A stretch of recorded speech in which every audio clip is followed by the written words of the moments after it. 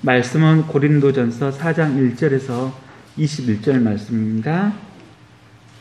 신약 266페이지에 있습니다.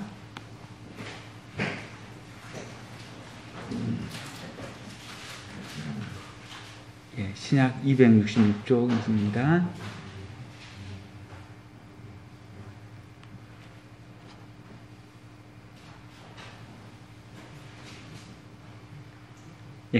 다 찾으시면 한 절씩 저랑 교독하도록 하겠습니다. 사람이 마땅히 우리를 그리스도의 일꾼이요 하나님의 비밀을 맡은 자로 여길지어다. 그리고 맡은 자에게 구할 것은 충성이라. 너희에게나 다른 사람에게나 판단받는 것이 내게는 매우 작은 일이라. 나도 나를 판단하지 아니하노니 내가 자체가 아무것도 깨닫지 못하나 이로 말미암아 의롭다 나를 얻지 못하노라. 다만 나를 심판하실 일은 주시니라. 그러므로 때가 이르기 전 곧 주께서 오시기까지 아무것도 판단하지 말라. 그가 어둠에 감추인 것들을 드러내고 마음의 뜻을 나타내시리니 그때에 각 사람에게 하나님으로부터 칭찬이 있으리라. 형제들아, 내가 너희를 위하여 이 일에 나와 아볼로를 불러서 문을 보였으니 이는 너희로 하여금 기록된 말씀으로 넘어가지 말라 한 것을 우리에게 들어가고 서로 대적하여 교만한 마음을 가지지 말라 하리라. 누가 너를 남달리 구별하였느냐? 내게 있는 것 중에 받지 아니한 것이 무엇이냐? 내가 받았은즉 어찌하여 받지 아니한 것 같이 자랑하느냐? 너희가 이 배부르며 이미 충성하며 우리의 스스로 왕이 되었다. 우리가 너희와 함께 왕 노릇하기 위하여 참으로 너희가 왕이 되기를 원합니다. 내가 생각하건대 하나님이 사도인 우리를 죽이기로 작정된 자같이 끄트머리에 두셨음에 우리는 세계 곧 천사와 사람에게 구경거리가 되었노라.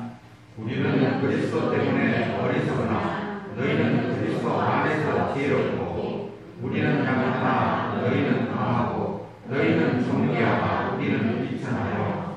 바로 이 시각까지 우리가 줄이고 목마르며 헐벗고 매맞으며 정처가 없고 또 수고하여 친히 손으로 일을 하며 모욕을 당한즉 축복하고 박해를 당한즉 참고 비방을 받은즉 권면하니 우리가 지금까지 세상의 더러운 것과 마물의 찌꺼기같이 되었도다. 내가 너희를 부끄럽게 하려고 이것을 쓰는 것이 아니라 오직 너희를 내 사랑하는 자녀같이 구원하려고 합니다. 그리스도 안에서 일만 스승이 있으되 아버지는 많지 아니하니 그리스도 예수 안에서 내가 복음으로써 너희를 낳았습니다.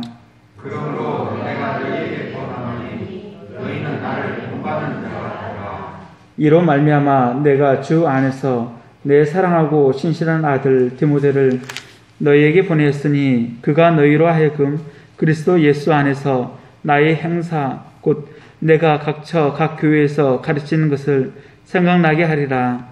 어떤 이들은 내가 너희에게 나아가지 아니한 것 같이 스스로 교만하였으나 주께서 허락하시면 내가 너희에게 속히 나아가서 교만한 자들의 말이 아니라 오직 그 능력을 알아보겠으니 하나님의 나라는 말에 있지 아니하고 오직 능력에 있으니라. 함께 읽겠습니다.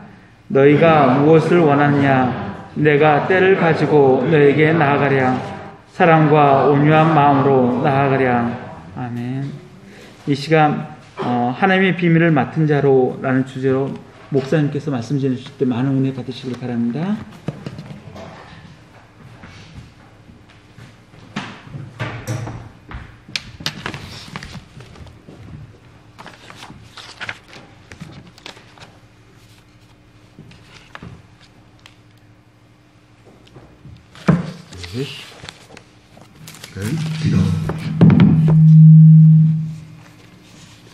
기도드리겠습니다.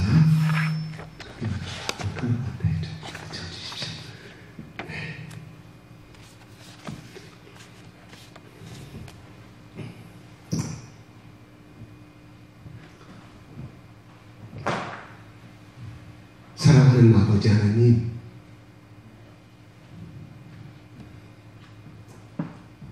우리를 지켜주시고 우리를 보호하시고 복 주시기를 원하시는 주님을 찬양합니다.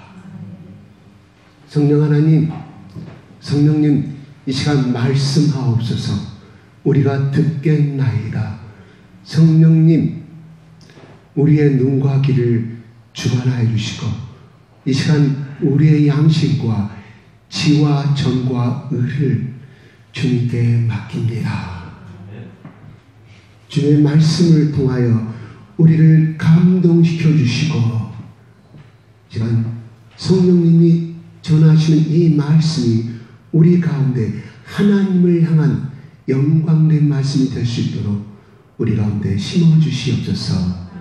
성령님 당신에게 의탁합니다. 예수 그리스도 이름으로 기도드립니다. 아멘. 할렐루야. 할렐루야. 할렐루야. 네. 감사합니다. 네. 오늘은 지난주에서 바울이 연예에서 써내려가는 고린도 교인들의 쓴 편지의 일부분입니다. 1절을 한번 같이 읽어보겠습니다. 시작.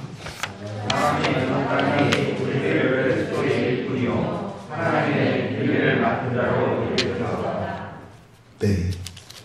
지난주에는 너희 몸이 성전이다. 그럼 너희 몸을 더럽히지 말라.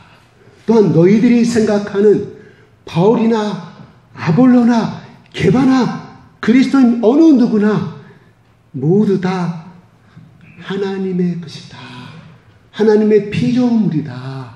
이렇게 말씀하시면서 1절로 말씀을 써내려갑니다. 사람이 마땅히 우리를 그리스도의 일꾼요 하나님의 비밀을 맡은 자로 여길지어다라고 말씀합니다. 그러면 여기서 사람은 누구이고 우리는 누구일까요? 바로 사람은 이 편지의 수신자인 고린도 교인들을 향하는 말이고요. 여기서 우리라는 것은 굳이 여기서 나온 대로 말한다면 바로 바울과 아볼로로 생각하게 되겠죠. 저 큰 것은 너희들을 가르치는 사역자들을 향하여서 우리라고 표현하고 있습니다. 고린도 교인들아, 우리를 그리스도의 일꾼으로 봐달라, 여겨달라.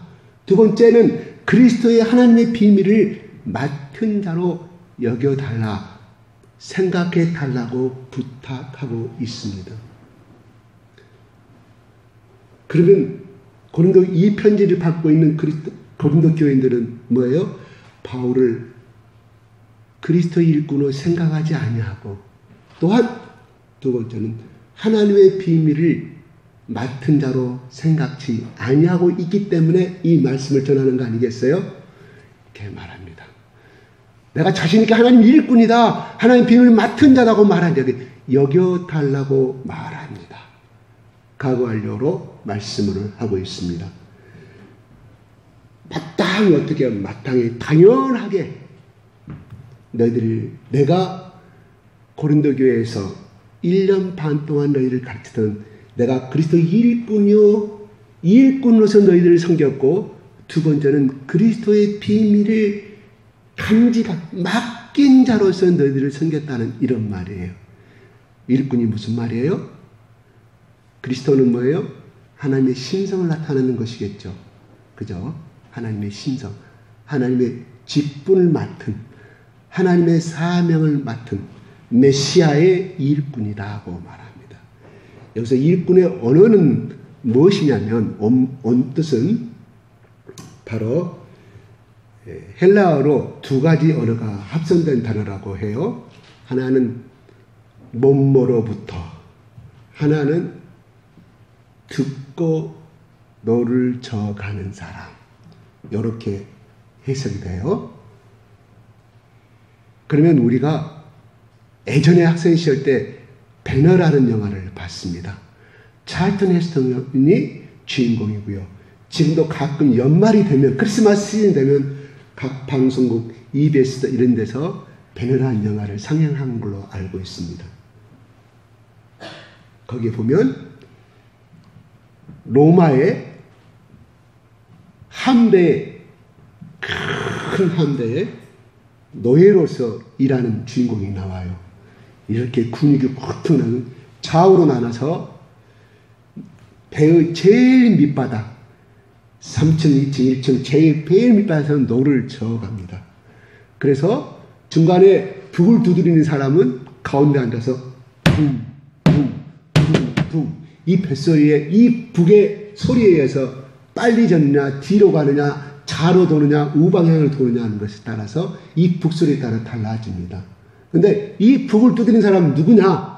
혹시 여러분의 CD 영화가 있으면 다시 한번 보십시오. 배 위에서 위에 장군의 소리를 듣고 머리를 밑으로 받고 그 북을 치는 사람을 향해 소리를 지르면 그 북 치는 사람이 그 신호에 따라서 그러면 그 북소리를 듣고 노예들은 열심히 스톱했다가 좌로 갔다가 하는 것이 노예의 본분은 뭐예요? 북소리에 따라서 그냥 노를 저어가는 사람. 그러면 이 사람들이 뭐라고 말할 수 있어요? 지금 우리가 전쟁이 유리합니까? 밖의 상황을 볼 수가 없습니다. 노예들은. 파도가 어떻게 치는지도 알 수가 없어요. 그냥 북치는 사람에 따라서 위에서 소리치는 명령에 따라서 그저 자기 할 일로만 열심히 저어가는 사람들. 혹시 여러분 그 영화 자세히 보시면 혹시 오늘 말 듣고 집에 가서 한번 보십시오. 그들은 배 밑창에 그들의 큰 체인이 발목에 채여 있습니다. 무슨 말이에요? 도망갈 수 없게끔 한 거예요. 배가 침몰하면 같이 죽어야 할 운명이에요. 두 번째로 만약에 승리하면 그 노예들은 항구로 돌아가서 자유인의 티켓을 주었어요. 그런 제도가 있었어요. 그래야 이 노예들이 살기 위해서 자유인이 되서 열심히 절 거 아니겠습니까? 그 상급을 준 것이. 그래서 오늘 일꾼이란 그 언어의 의미는 바로 그거예요.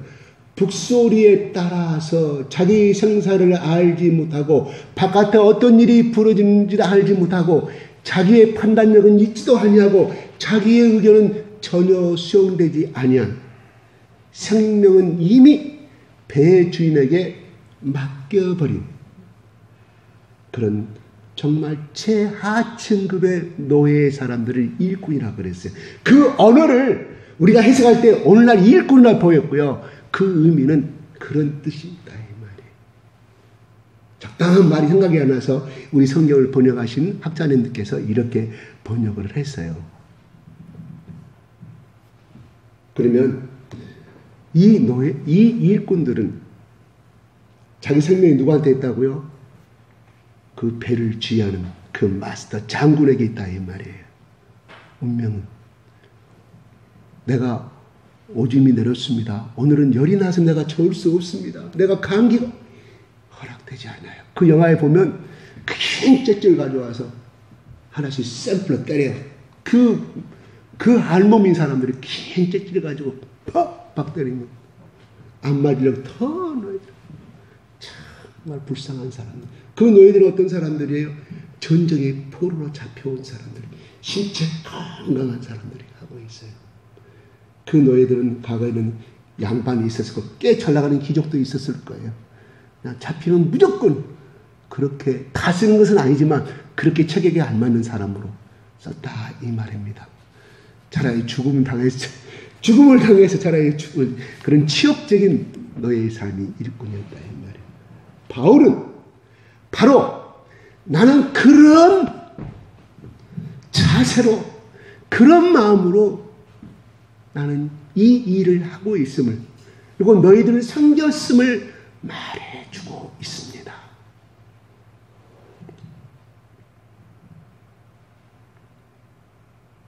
그런 후에 그 최고로 하찮은 단어를 나는 하나님의 종이고 그리스도의 유대한 사람의 내가 동역자라고 표현하지 않냐고 고린도 교인들에게 이 가장 하찮고 천한 단어를 사용하여서 자기를 드러내고 있을까요?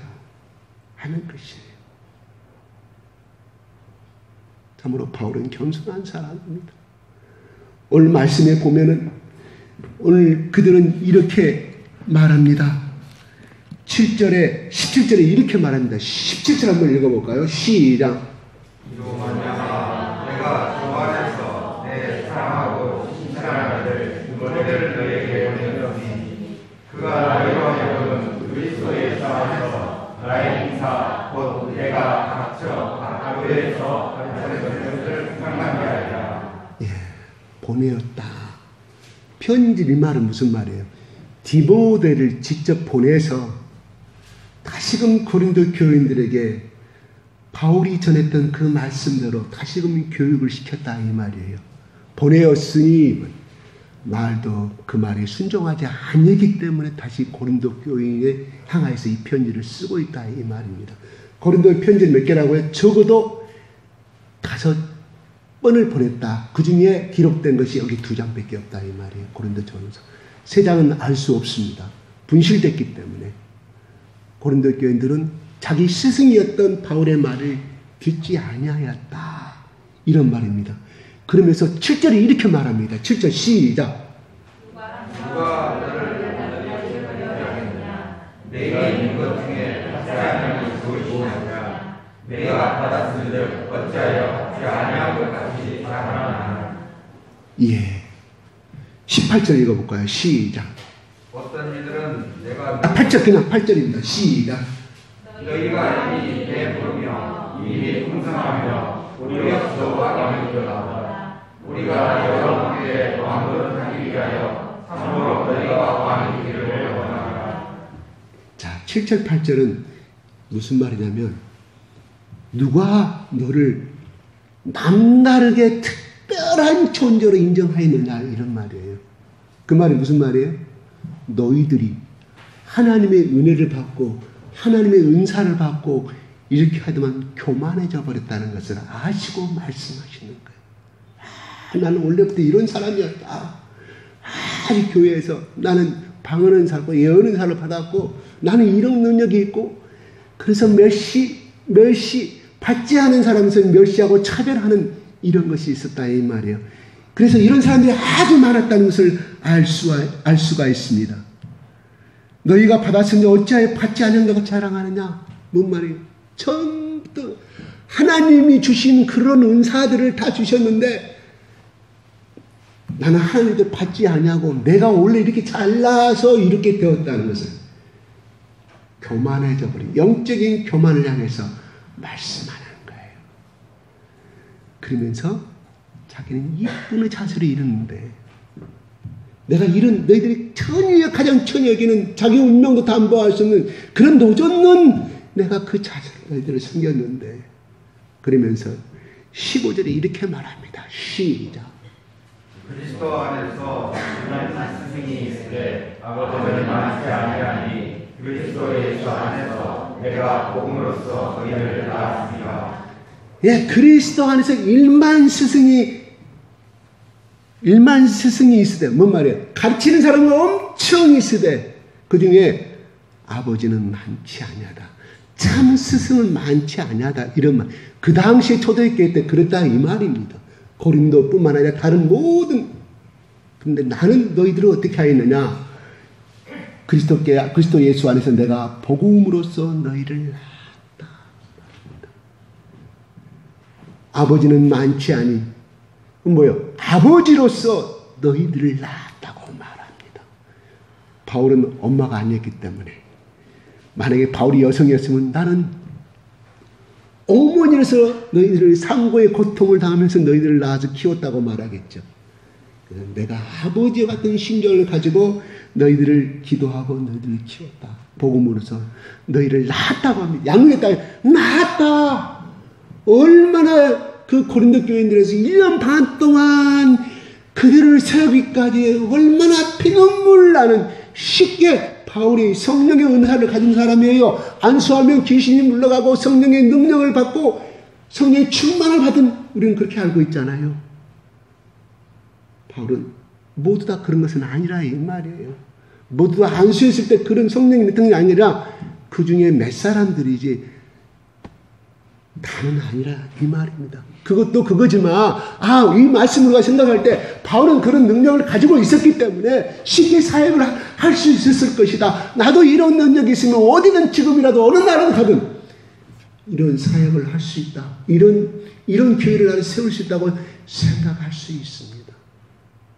바울은 그들을 그렇게 세우기까지 아버지가 1살 때부터 아기를 받아서 자기 스스로 걸음을 걸을 때까지 또한 13살, 14살 될 때까지의 그런 키우는 수많은 가정이 부모들이 눈물 흘리면서 키우는 것처럼 내가 너희들을 그렇게 키웠다. 그저 하나님 말씀 주시니까 그냥 구약에 있는 말씀 주시니까 모세오경 주시니까 말라기 때 시작해가지고 내가 가르쳤기 때문에 너희들이 성장한 것이 아니라 그러기까지 내가 피와 땀과 눈물을 흘렸다. 이런 말이에요. 그 나았다는 뭔 말이에요? 내가 상모가 아기를 낳을 때 그 진통 가운데 9개월 동안에 그런 또 낳는 순간에 그렇겠지만 당신들을 키웠다고 깨우쳐 줍니다. 아버지 같은 마음이었지만 그리스도 일꾼의 노예 같은 자세로 너희들을 키웠다. 이런 말이에요. 참 바울의 예수 그리스도의 이 사랑은 참으로 위대합니다. 그 다음에 이렇게 말합니다. 하나님의 비밀을 맡은 자로 여길지어다. 그 말은 뭔 말이에요? 하나님의 비밀을 맡은 자로서의 여기지 않았다. 무슨 말인가 하니 자기들이 은혜를 많이 풍성하게 받고 18절에도 우리 없이도 왕이 되었다 한다는 거예요. 지금까지 우리 가르쳤던 아볼로, 바울, 다 베드로 필요 없다. 우리가 이제 그들과 같이 똑같아졌다. 처음에는 그들이 정말 위대하게 보고 하나님 종으로 보였고 하였는데 우리가 은혜 받고 보니까 아무것도 아니네. 우리가 고린도 교회를 운영할 수 있어. 영적인 교만 가운데 있다. 이 말이에요. 그래서 바울이 이야기하는 거예요. 맡은 자로 여기라. 하나님 비밀이 뭡니까? 맡은 자가 뭡니까? 맡은 자는 그대로 가면 청지기. 그 언어의 의미는 로마의 고관 대작을 조장으로서 집을 관리하는 사람. 그 밑에 하인을 관리하고, 그러니까 구약으로 올라가면은 보디발에 관리인으로 청직에 들어간 사람이 누구예요? 요셉이잖아요. 요셉처럼 요셉이 충실한 종으로 해서 모든 재정을 관리하고 뭔 말이에요? 주인이 원하는 대로 행하는 사람. 그러니까 여기서 일꾼과 맡은 자의 의미는 뭐가 다릅니까? 일꾼은 자기 주도권이 아무것도 없는 사람. 생명을 담보되어져 있는 사람. 맡은 자는 뭐예요? 주인의 뜻을 알고 오늘 일을 이렇게 해야 출근하면서 이거 관리해. 이거 어떤 농사를 짓게 하인들을 시켜버리면 뭔 말이에요? 어느 정도 주인의 고난을 위임받아서 행하는 사람이 맡은 자예요. 달라요. 그러니까 의미는 달라요. 쉽게 말하면 노예와 청직의 거리예요. 내가 너희들 고린도 교인들을 하였을 때 그러한 사람이었다. 그러면 하나님의 비밀을 맡은 사람. 하나님의 비밀이 여기서 뭡니까? 하나님의 비밀 골로새 2장 2절로 한번 볼까요? 시작. 이는 그로 마음에 위안을 갖고 사랑 안에서 연합하여 확실한 이해의 모든 풍성함과 하나님의 비밀인 그리스도를 깨닫게 하려 하니. 예. 마음의 위안을 갖고 사랑 안에서 연합하여. 누구 사랑? 예수 그리스도의 사랑 안에서 하나가 되어 끈과 끈이 연결되어 마음과 마음이 연결되어서 그 다음에 모든 하나님 주시는 모든 풍성함 그 다음에 하나님의 비밀인 그리스도를 깨닫게 하려 합니다. 이거를 하나로 이 2절 말씀을 하나로 말하면 하나님의 비밀인데 그 비밀의 주인공이 누구냐? 그리스도를 깨닫는 것이 하나님의 비밀이다. 이런 말이에요. 성경 공개에서 제가 말씀드리는 거예요. 다른 뜻도 여러 가지 뜻이지만 그리스도를 알아가는 것, 그리스도를 배워가는 것 이렇게 써져 있습니다. 그래서 또 말씀 하나 올려주십시오. 시작. 골로새 2장 3절은 뭐라고 말하냐? 예수 그리스도 안에는 시작. 그 안에는 지혜와 지식의 모든 보화가 감춰져 그분 속에는 모든 보화, 모든 지식이 감춰져 있다. 그 말 다시금 역으로 해석하면 내가 모든 풍요로움과 모든 지혜와 모든 지식에 뛰어나고 싶다고 하면 누구를 알아요? 예수 그리스도를 만나고 배워가는 사람만이 그 사람은 하나님의 비밀을 아는 사람이다. 두 번째 다시 해석하면 예수 그리스도를 깊이 만난 자는 예수 그리스도를 깊이 만나고 성령님께 의지하고 살아가는 사람은 그 사람은 결코 꼬리가 되지 않고 머리가 되며 결코 실패한 인생이 아니라 머리가 되는 성공적인 인생이 될 수가 있다 이 말입니다. 할렐루야. 네. 그래서 바울은 그거를 깨달았기에 내가 그리스도 아는 지식에서 동성하게 되기를 원하고 모든 것을 물려버렸다는 것이 그는 우리가 깨달을 사람이 못 돼요.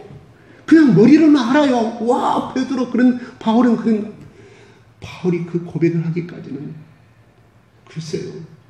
우리는 바울이 말한 10분의 1도 깨닫지 못하고 있어요.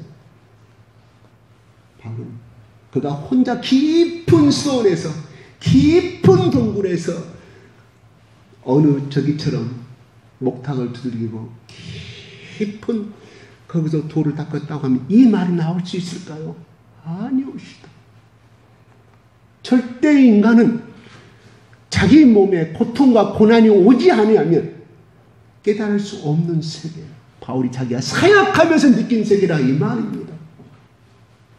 딱 결론은 내가 과거에 처음에 내가 불림받을 때 예수 그리스도한테 불림받을 때 그 예수 그리스도와 내가 예수 내 복음을 증거하면서 깨달은 그 고난과 예수님의 그 십자가의 길을 간 거 아니야. 하나님의 성령께서 엄청난 비밀과 보화를 가르쳐주고 바울이 깨달은 세계를 그대로 골로새 교인들에게 기록한 말이죠. 이건 누가 가르쳐줬겠습니까? 구약에 나오지도 않아요. 그때 이런 사적이 없었어요.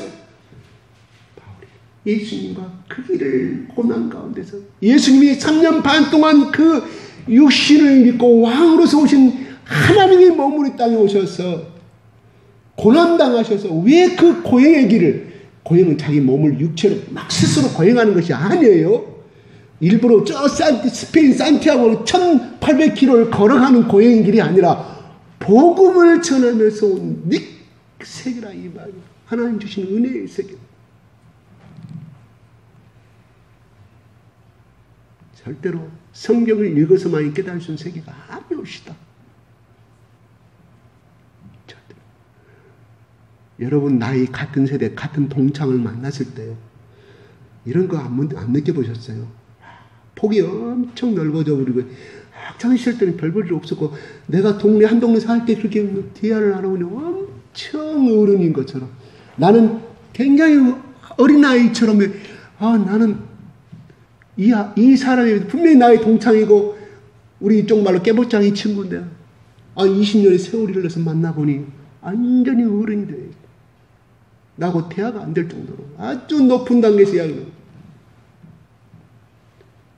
제 조카 하나가 정말 그 애가 초등학교 들어가기 전에 유치원 들어가기 전에 만났던 애가 첫 만나는. 그런데 참 어떻게 커가지고 어느 날 이제 만났어요. 장가를 안 가기 전에 35살인데 대화를 나누는데요. 나는 초라한 아주 어린이 되어버린. 그래서 가끔 제가 대화를 할 때마다 너는 나보다 인생이 스승이라고 하면 그만큼 그는 많은 실적이 없다고 얻어 터지고 제약에서는 그래요. 엄청난 군대 군율이에요. 제약에서 다니는데 생각의 폭이 엄청 달라졌더라고요. 그렇게 철없던 아이로 봤던 애인데 그 부모가 참 애동아들이라 고민을 참 많이 했었는데 아니에요. 자기 어머니 아버지보다 더 꼭대기에 있어요. 교만하다는 뜻이 아니라 생각하는 폭이, 정신의 자세가 그렇더라 이 말이에요. 그가 그렇게 될 수 있었던 건 뭐냐? 그렇게 고난과 그 삶 속에서 그렇게 인생의 역정을 당했기 때문에 그렇게 인생의 폭이 넓어져 버린 거예요. 바울은 바로 그러라 이 말이에요. 그냥 가르치는 사람으로서 자기가 예루살렘에서 모아가려 그래 고난도 없이 그냥 말씀 안에 가르쳤다 하면 이런 영성이 나올 수가 없습니다. 고난과 역경과 그리스도 때문에 고난받은 사람은 하나님이 이 하늘의 비밀을 가르쳐 주신다 이 말이에요. 나 예수 아는데요? 예수 믿는데요? No. 그건 인문의 가정이잖아. 인문의 가정. 이게 바울이 깨달은 세계다. 야 너희들아 이제 겨우 예수 믿은 지 얼마 됐어.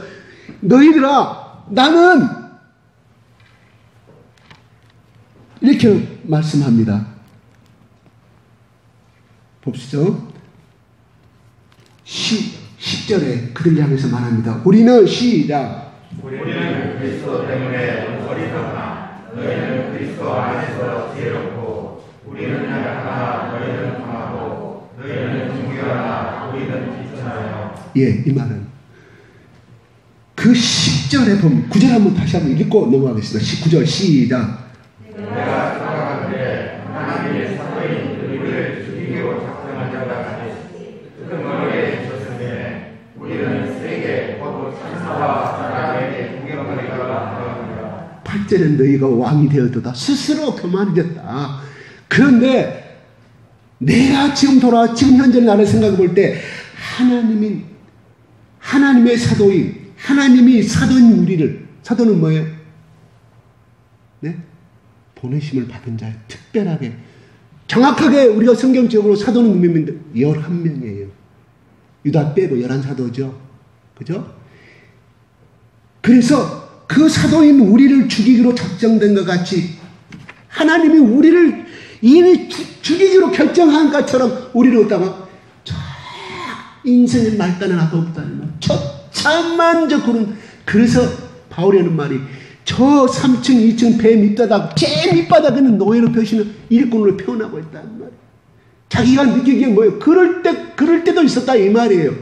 그러니까 어떻게 천사뿐만 아니라 사람에게 구원거리가 되게끔 바울이 얻어 터지고 째찌게 맞고 옷찢임을 당하고 그런 감옥에 갇히고 이런 모든 것들이 세상 사람들의 조롱거리 저것들 뭐 있지도 않은 사실을 거짓말로 저거 헛된 도를 전하고 있구나 이렇게 조롱받으러 끝난 것이 아니라 죽음까지도 누가 나뿐만 아니라 모든 그리스도를 위해 살아가는 그 당시에 사도들까지 이렇게 이렇게 처지 가운데서 하나님 우리를 놓으셨다고 생각이 들어간다. 뭐예요? 처참한 지경 가운데 이르렀을 때 깨닫는 세계를 그들에게 가르쳐주고 있는 거예요. 그러면서 내가 생각하니까 우리는 그리스도 때문에 어리석은 자다. 정말 바보 같은 짓을 하고 있구나.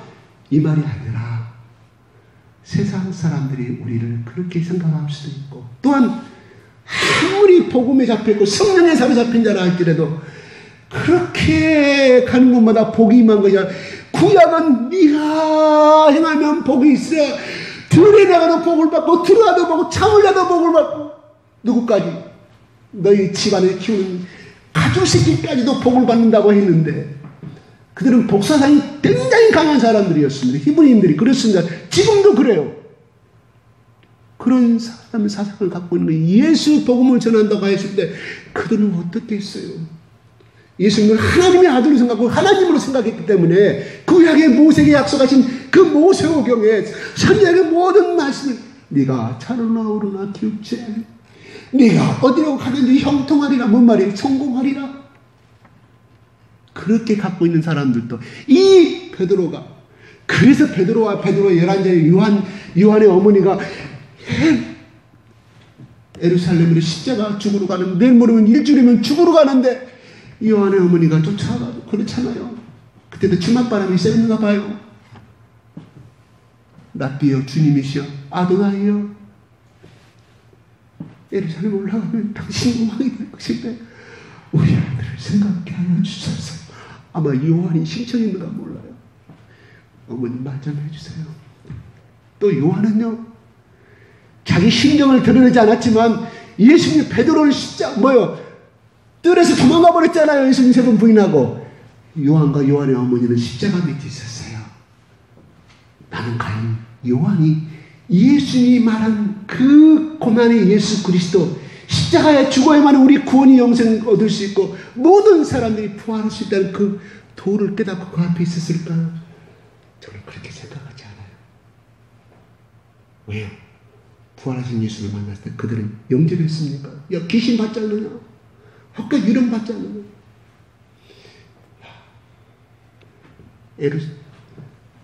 갈릴리 나사스 만나자고 했을 때 그들이 기다렸어요. 고기 자르러 갔잖아요. 하나도 안 믿었어요. 진정한 예수 그리스도를 몰랐다 이 말이에요. 그 앞에 있으면 뭐예요? 혹시나 하나님의 아들이니까 다시 살아날 수 있는 기적을 베풀어서 로마 군대를 묻혀 왕이 될 것을 나는 그렇게 해석하고 싶어요. 성경은 그렇게 나오잖아요. 요한이 그렇게 앞에서 여자요 당신의 아들이다. 요한을 가르치잖아요. 요한이 그 말을 마지막까지 들었을 때도 어떻게 했어요? 믿었을까요? 십자가에 내려오시고 생각을 했겠죠. 요한이나 우리나 똑같습니다. 베드로나 똑같은 사람들이에요. 그래서 우리는 소망이 있는 거예요. 그 성령이 불같이 2장 14절에 내려온 걸 보시고 그들이 그때서 예수님이 왜 십자가에 매달려가 다 이루었다고, 어찌하여 나를 버리셨나이까? 이거 잘못 해석하면 하나님 원망하는 말이 절대 아닙니다. 그 말이 나를 살리실 줄 알았는데 하나님 나를 죽이셔버리네요. 하나님 나하고 관계성 끊어버리시네. 그게 아니에요. 첫째로 해석하면 고통이 너무 심했기 때문에 죽음에서 오는 육신을 입고 있는 예수 그리스도의 고통이라 이쯤을 해석해 볼 수 있어요.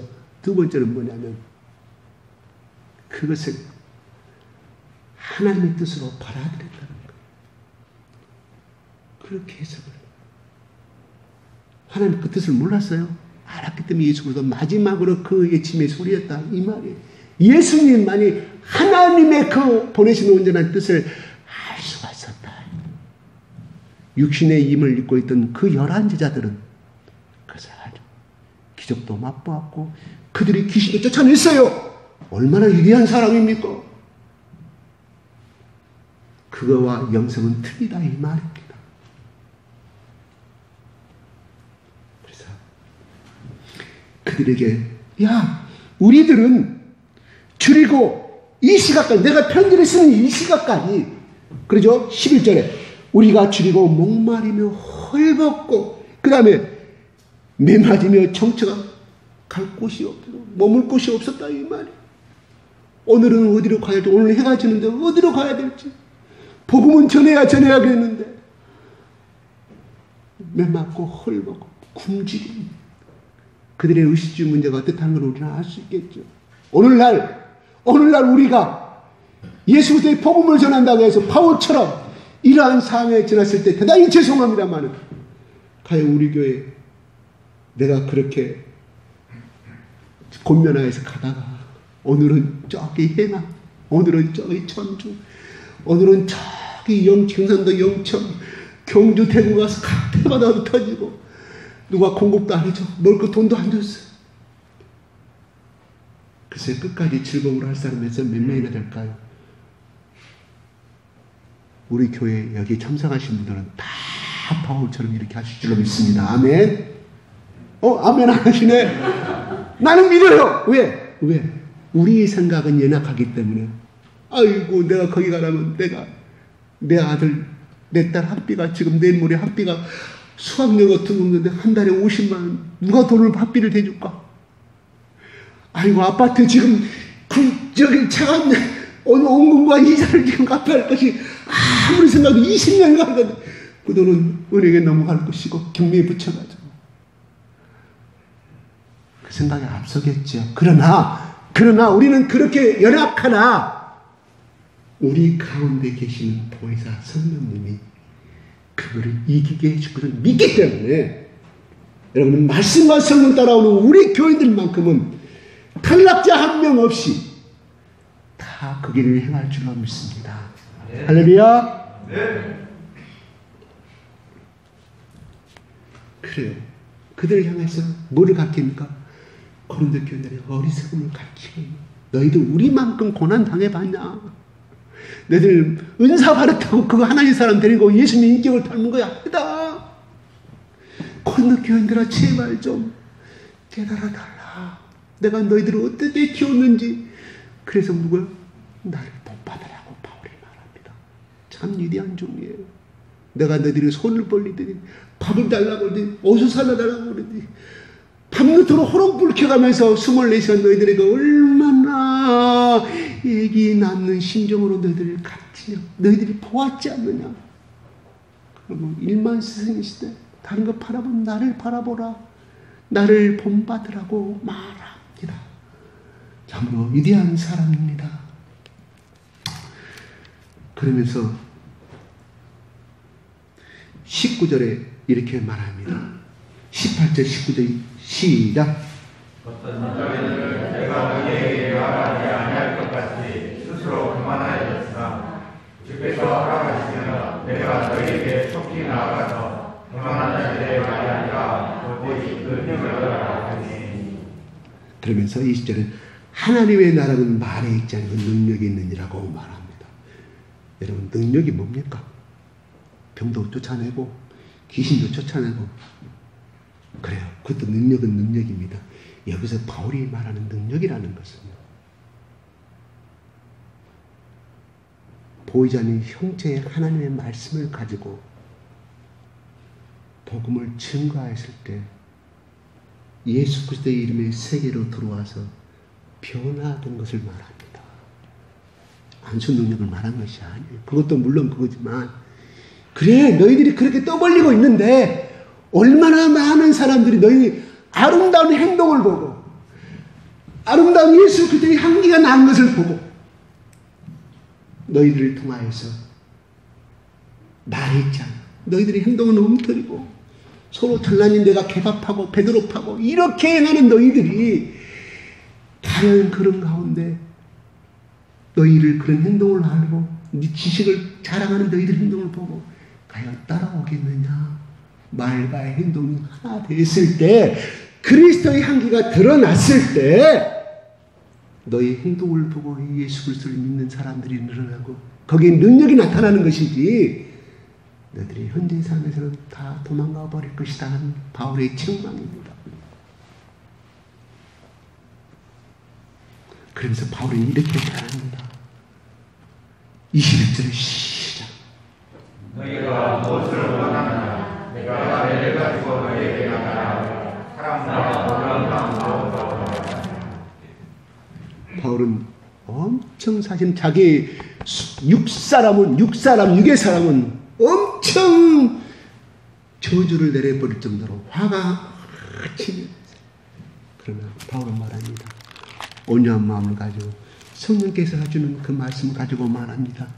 내가 사랑과 온유한 마음으로 나가라.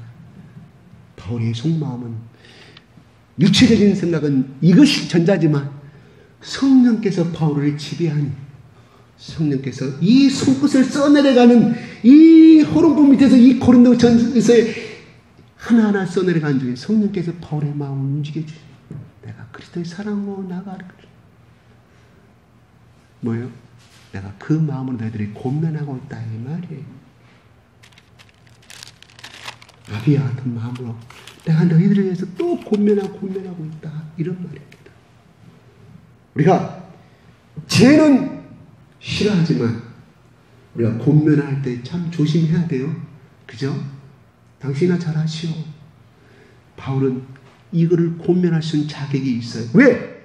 그들을 키기까지 그렇게 사랑으로 심었기 때문에 곤면할 자격이 있다 이 말입니다. 하나도 사람도 주지 않냐고. 그가 성장과정 중에 나의 친척이라고 나이가 어떤 조카라고 세뱃돈 한 번 주지 않은 사람이 나중에 시집 안 간다고 너 왜 시집 안 가냐? 너 왜 장가 안 가냐? 싫어합니다. 왜? 사랑을 받은 것이 없기 때문에. 부모한테는 자격이 있죠. 그런데 내가 명절 나가서 제일 듣기 싫은 말이 뭐예요? 너 결혼 언제냐? 너 취직 언제냐? 언제냐? 우리는 내 자식에도 그런 말 할 수 있는 것도 싫어하는데 내가 어른이라고 내가 친척이라고 나머지 친척 가가지고 그런 말하면 그 조카들이 상처받습니다.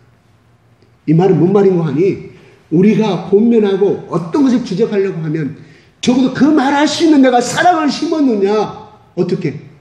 말로만 하는 것이 아니라 행동으로 심어놓고 나서 조용하게 했을 때 그 사람이 그 조카가 또 그 어떤 친척이 그 말을 고개 숙여 들었다 이 말이에요.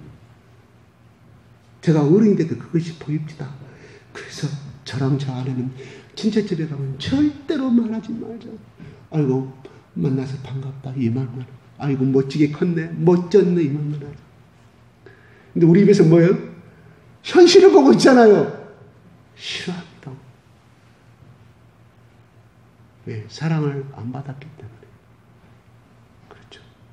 남편이 아내에게 말한 건 뭐예요? 사랑을 줬기 때문에 아내에게 이렇게 하지 말라 권면도 말합니다. 아내가 남편에게 당신이 이거 싫은데 왜? 사랑했기 때문에 사랑하고 있기 때문에 그렇다 이 말입니다. 제가 잠시 우리 실생활에 적용을 시켜봤어요. 이 말에 대해서. 자, 고린도로 다시 돌아가겠습니다. 바울은 결론은 이 사람들이 이렇게 말하는 이유는 첫 번째 자기가 뭐든지 우리 한국 사람들은 하고자 하는 말은 어디에 있어요? 제일 마지막 돈꾸러 가가지고 뭐예요? 아이고 아들 학교 갔네. 아이고 집이 참 좋아졌네. 사실은 있잖아. 누구 엄마 사실은 내가 돈이 필요한데. 이게 우리 한국 사람들이에요. 그죠? 사람들은 문법의 순서가 동사가 먼저 나와 주어 답이 나오잖아요. 우리 한국 사람 목적어가 제일 뒤에 나와. 동사도 제일 뒤에 나와. 이건 언어의 그걸 통해서 언어학자들이 해석한 것입니다. 저 말이 아니에요. 그래서 말을 못하고 목적을 말 못하고 상황 발표하고 그냥 와. 그래서 또 가갖고 나중에서 목적을 말하잖아요. 서양 사람들은 안 그래요. 예수님도 하나님도 그렇잖아요.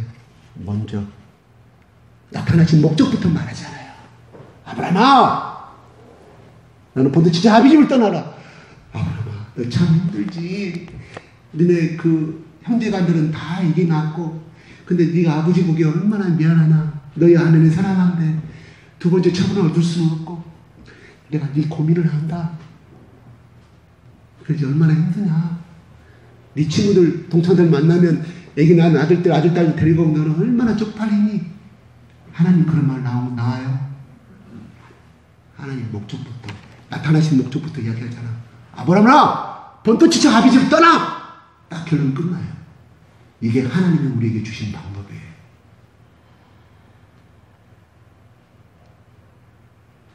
제가 틀린 말 했습니까? 아브라함이 그렇게 말할 수 있는 자격은 적어도 성경 말씀은 12장 1절에 창세기 그렇게 되어 있지만 그 전에도 아브라함은 하나님과 관계성을 가지고 있었을 것이라고 추측을 해요. 다만 성경이 나오지 않았기 때문에 엉뚱한 해석하면 안 되니까. 그렇습니다. 하나님은 바울이 제일 처음에 1절에는 말하는 것일 거예요. 1절과 2절에 고린도 교인들에게 하는 말이 목적이 나와 있어요. 이 뒤에 것은 다 지금 상황 것을 설명하죠. 상황 조건들 현재 나타난 상황. 근데 여기서 정말 고린도 교인들에게 하고자 하는 말씀은 1절과 2절 다. 나는 그리스도의 일꾼이 너희들 생겼을 때 하나님의 비밀을 맡긴 자를 얘기해 달라.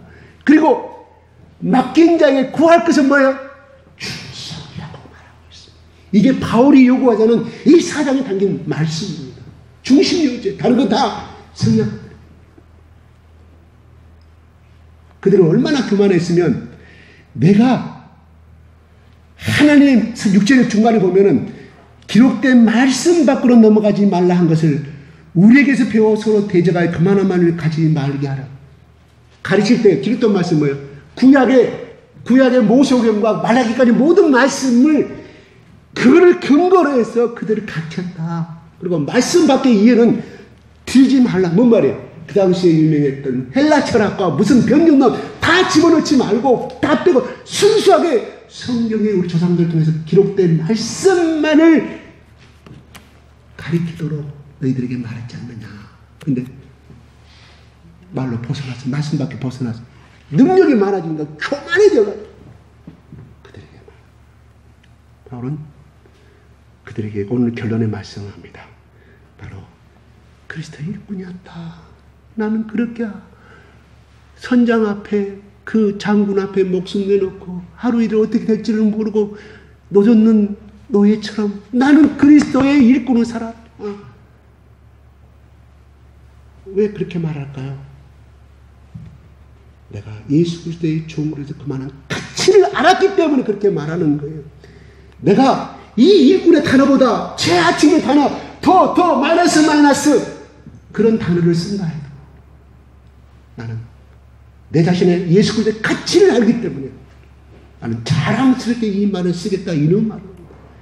종으로서의 노예로서 자부심이 가치관 갖고 있었다 이 말이 예수 그리스도의 안에서 그것을 보완을 발견했기 때문에 그 다음에 내가 너희들을 가르칠 때 2절에 나온 것처럼 시작 그리고 맡은 자들에게 구할 것을 충성하라. 제가 헬라 오늘 의미를 안 하겠습니다. 자, 한자가 가운데 중자 마음 십자입니다. 뭔 말이에요? 마음 가운데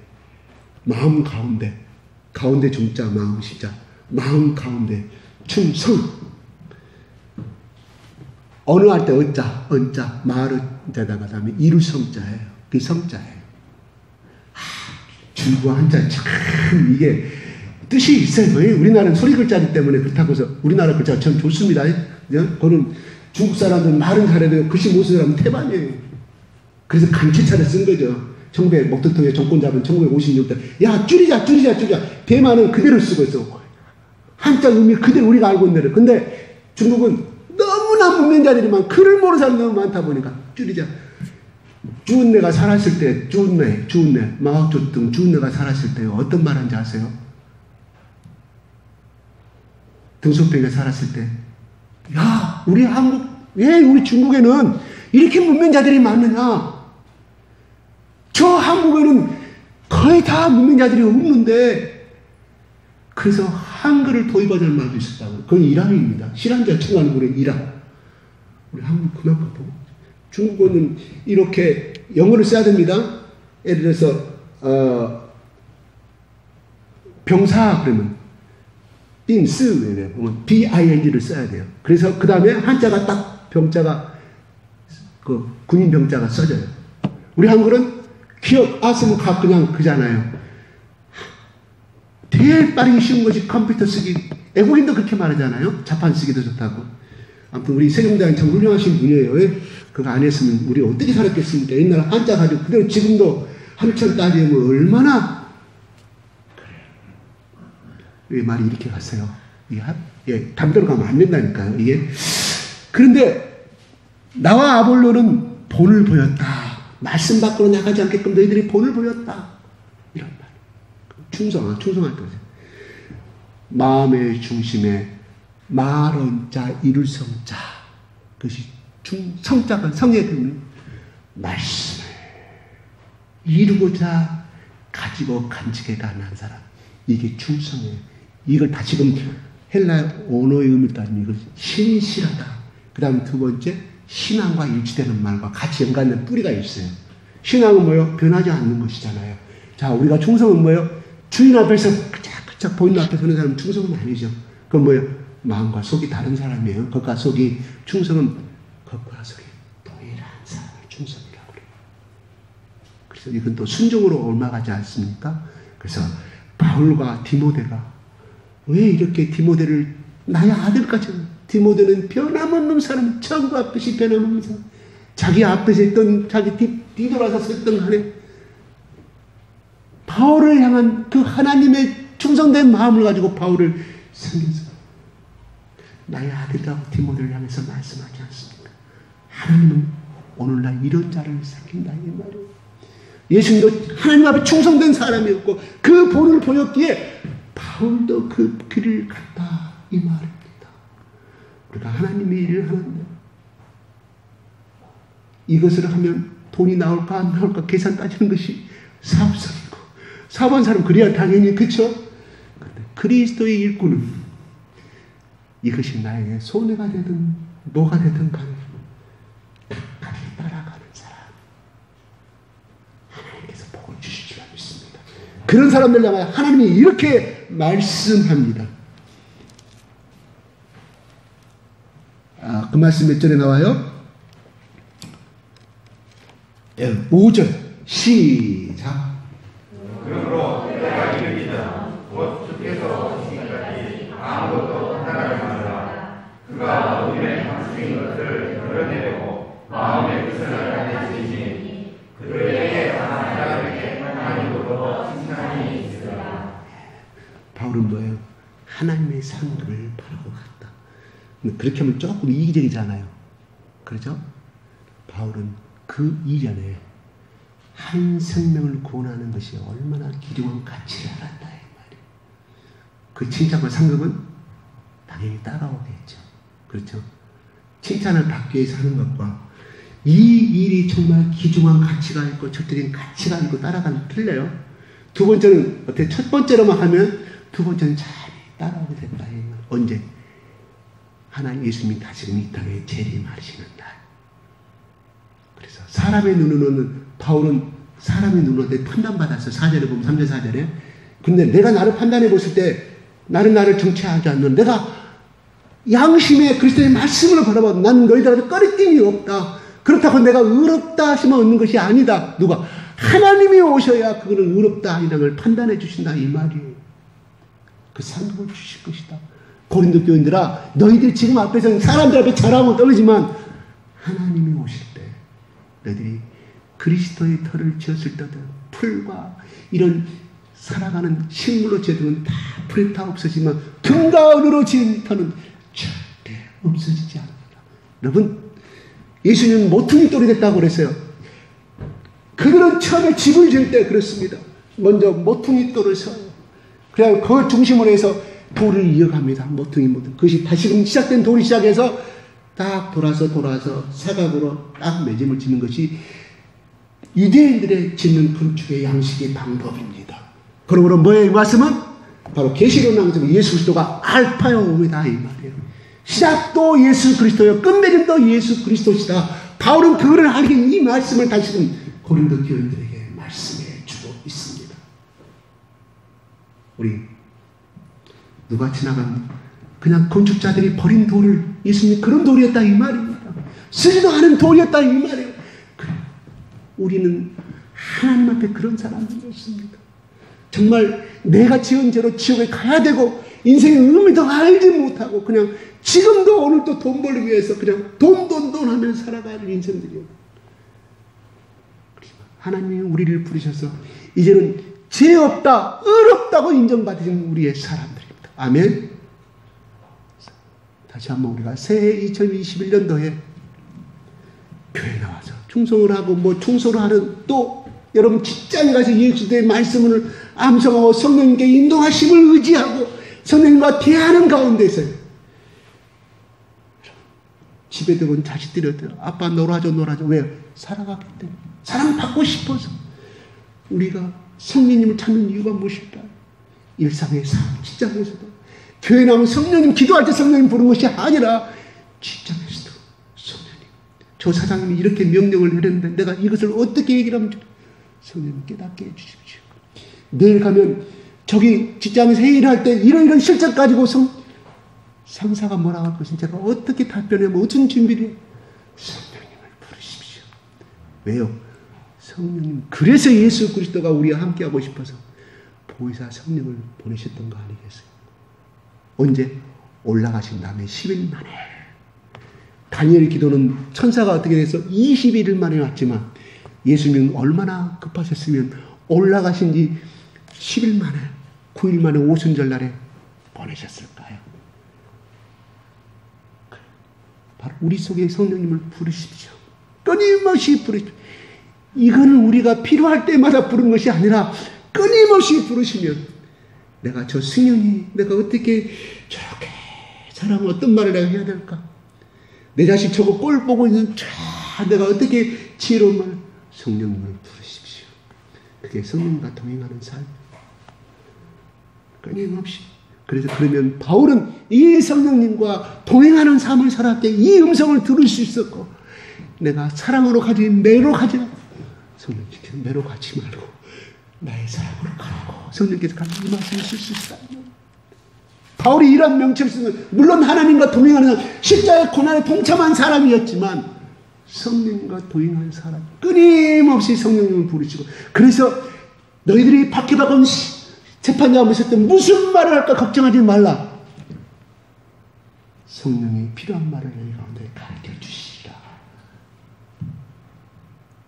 그래서 위대한 순교자들이 그렇게 그 길을 갔습니다. 저는 정말 못 갈 것 같아요. 진짜로 예수님 앞에 말합니다. 배반할 것 같아요. 나는 살고 싶어요. 그런데 내가 걱정하지 않는 것은 예수님이 나에게 약속하신 그 성령이 필요한 말을 너에게 가르쳐 주시라. 그를 이길 수 있는 힘을, 다시 말해서 순교할 수 있는 힘을 주시고, 어떤 그것이 내가 이 길을 하나님께서 성령을 음성에 따라 선택을 하였을 때, 비록 그것이 물질의 손해가 오고 어떤 손해가 온다 할지라도 그것이 하나님이 나에게 하신 말씀이라. 하나님께서 잠시는 고난을 올 수 있어도 그것이 복의 음성인 줄 깨달으시기 바랍니다. 그리스도 잃고 그 다음에 하나님 비밀을 맡긴 자입니다. 우리들은 남들이 봤을 때는 틀려요. 우리는 그러한 아이덴티티를 가지고 정체성을 가지고 살아가십시다. 비록 직장에서 내가 직급이 낮더라도, 비록 연봉이 500개 안 된다 할지라도 하나님의 종으로서의 하나님의 비밀을 맡은 자, 하나님께서 꼴이 되지 않고 머리가 된다고 하였으니 하나님 내가 순종하겠습니다. 성령님 가르쳐 주시옵소서. 그래서 까마득하게 잊었던 말씀이 어느 순간에 딱 한 번도 생각하지 않는 말씀이 내 무의식 가운데 이 말씀을 성령께서 그 세포를 싹 작은 데서 본지, 아니면 우리의 전도부에 어떤 세포를 이끄는지는 모릅니다. 성령께서 깨우쳐서 그 말씀을 생각나게 만들어 지울게 하시는 그러한 체험들을 나는 무익한 종이로다 하는 말씀을 가지고 하늘의 상급을 바라가면서 살아가는 우리 모두가 되었으면 좋겠습니다. 기도하겠습니다. 우리 통성으로 1분 가면 주여 세 번 하고 시작. 주여 주여 주여. 할렐루야. 우리 아버지 하나님, 오늘도 우리 가운데 바울의 서신을 통하여서 2000년 전에 우리 성령께서 바울의 마음을, 바울의 지정의를, 바울의 손과 눈과 바울의 길을 주장하여 주시사 교만에 빠져있고 왕 스스로 왕으로 생각하는 그들을 향하여서 어떠한 말씀을 전해야 주시냐 우리 성령께서 생각나게 하셨어. 아버지가 쓴 편지를 오늘 우리에게 읽습니다. 아버지 하나님, 우리를 향해서 우리는 그리스도의 일꾼이요 하나님의 비밀을 맡은 자로 아버지 깨닫게 하심을 감사합니다. 그리고 맡은 자를 구할 것은 충성이라고 말씀하심을 감사합니다. 충성 그러면 얼마나 부담스러운 말입니까? 내 일도 못하고 있는데, 내 가정일도 못하고 있는데, 그러나 우리 속에 계시는 성령님을 의지하고 나아가고, 아버지 우리에게 그거를 필요한 힘을 주시고 공급하여 주실 것이고, 우리의 의식주를 공급하여 주시고 필요한 말씀을 공급하여 주십사. 아버지 이 세상에서 꼴이 되지 않고 머리가 되게 하시는 아버지 하나님, 바울은 아버지 하나님 줄이고 목마르며 헐벗고 매맞으며 정처가 없고 갈 곳을 알지 못하고 수고하여 친히 손으로 직접 텐트 메이커로서 아버지 생활의 텐트 메이커로서 일을 하면서 단 그것을 가는 것은 끝난 것이 아니라 모욕도 당하면서 아버지 하나님, 모욕도 당하면 오히려 핍박하는 자들 향해 축복을 빌었고 박해를 당하면서도 참고 또 참은 이 바울과 그 당시에 사도들의 삶을 배울 수가 있습니다. 비방을 받아도 아버지 하나님 끝까지 축복하고, 아버지 판단을 받아도 거기에 좌우치 않고 오히려 하나님만을, 예수님의 길만을 쫓아가고 하늘의 상급만을 바라보고 예수님의 그 길을 쫓아간 바울과 아볼로와 사도들의 삶을 배우게 하시니 감사합니다. 하나님, 우리가 하나님 앞에 순종하고 그 길을 살아가는 것은 아버지 하나님 거기에 하늘의 기업을 받을 수 있으며 하나님의 자녀로서의 아버지 하나님 하나님의 말씀을 받은 자에게 아버지 그것이 생명을 건드리는 일이기에 아버지 그 길을 갈 수가 있음을 깨닫습니다. 아버지 하나님, 우리가 그리스도 앞에서 아버지 하나님 일꾼의 자녀 살게 하시니 아버지 그 하나님의 높으신 알지 못한 세상을 알지만 하나님의 비밀을 전하는 자로서의 아이덴티티를 가지고 이 땅에서 매일매일 충성을 다하는 한 사람의 거듭남을 통하여서 그 한 사람이 예수 그리스도 안에 온전한 삶이 되기 위해서 아버지와 같은 마음을 가지고 내가 너희를 낳았다는 바울의 고백처럼 우리의 삶도 그렇게 따라가게 하여 주시옵소서. 그러한 바울이 되게 하여 주시옵소서. 이 삶을 배우게 하여 주시옵소서. 너무 높은 지역이 높은 목표이기 때문에 우리는 따라갈 수 없지만 우리 성령님께서 우리를 가르쳐 주시옵소서. 우리 성령님께 그 말씀을 이기도록 그 유혹을 이기도록 성령님께 의뢰하여 주시옵소서. 성령님은 어떻게 하오리까? 성령님이 내 입장이라면 어떻게 하오리까? 끝없이 질문하고 끝없이 질문하여 삶의 이토록 나의 하나님의 복음을 주는 장막다가 되게 하시고 가정에서도 아버지 하나님 교회에서도 성령님의 의지하고 인도함을 받는 그래서 마지막 날에 제심한 종말에 하나님의 칭찬하는 우리 모든 그리스도인들 되시도록 주여 이 시간에 머릿속에 기도하고 예배 참석한 또한 코로나에도 불구하고 아버지 하나님 개의치 않고 참석한 저들 가운데 아버지 하나님 하늘의 놀라운 비밀을 원없이 성령님 부어주시옵소서. 성령님 깨닫게 하여 주시옵소서. 감사와 찬양을 돌려드리며 우리 예수 그리스도 이름으로 기도드렸나이다. 아멘.